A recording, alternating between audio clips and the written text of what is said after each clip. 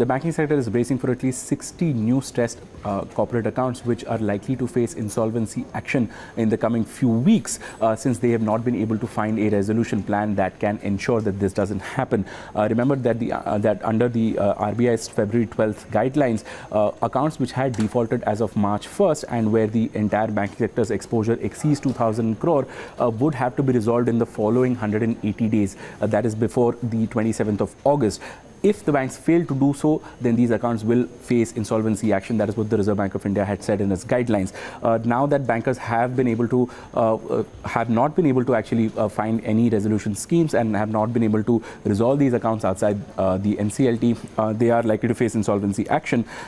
Bankers say that at least 6 power sector assets will be resolved outside the NCLT since they've been able to either find buyers or agree on a restructuring scheme.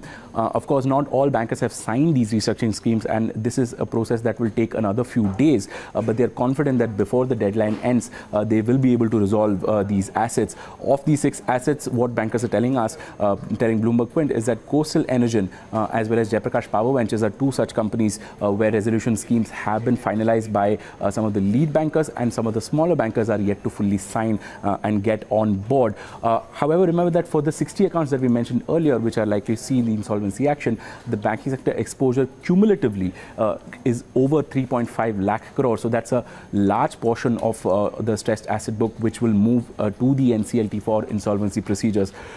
Already about 40 accounts have gone into the insolvency process because the Reserve Bank of India put out 2 stressed asset lists and asked bankers to take these actions against these companies. There the overall exposure is close to about 4 lakh crore. So both of these put together, the total exposure of the banking sector which will end up at the insolvency court will be nearly 8 lakh crore. So that's a huge portion of their stressed asset book which will end up at the NCLT for resolution.